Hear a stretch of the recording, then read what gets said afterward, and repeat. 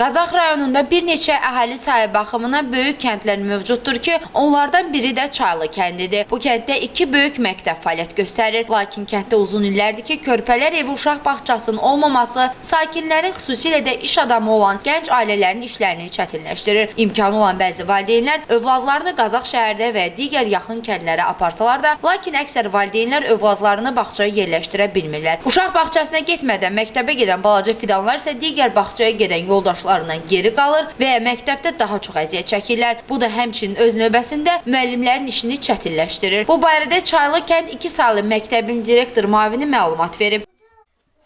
Hər valideynin imkanı yoxdur ki, buradan rayon mərkəzindən uşaqları bağçaya aparsınlar. Amma bir neçə valideynlər var ki, məsəl üçün, öz şəxsi maşınlarla uşaqlarını aparırlar, bağçaya qoyurlar. Bağçada yer olub olmamağı da böyük məsələdir.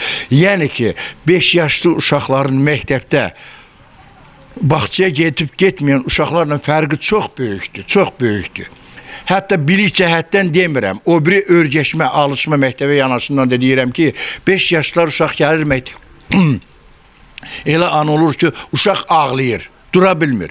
Amma baxırsan ki, ondan körpə uşaq, baxırsan balaca cılız bir uşaq sərbəst şəkildə dayanıb, alışıbdır. Bilirsən mi, səhər boyurlar, bağça gəlirlər, uşaq alışıb. Bilik cəhətdən də ki, əlbəttə ki, onlar hazırlıqlı gəlirlər bizə, tam hazır vəziyyət. Qeyd edək ki, digər böyük kəndlər olan Daş Salahlı, Kösalar və 2-ci Şıxlı kəndlərində 3 körpələr evi uşaq bağçası fəaliyyət göstərir. Hətta Daş Salahlı və Kösalar kəndlərində bir binada 2 körpələr evi uşaq bağçası fəaliyyət göstərir. İnanırıq ki, aidiyyatı qurumlar süjetə baxdıqdan sonra bu kənddə körpələr evi uşaq bağçasının fəaliyyət göstərməsi üçün əllərindən gələni əsirgəməyəcəklər. Kamran Eskiparalı, Sənan İsmailov, Səs TV Xəbər, Qazax.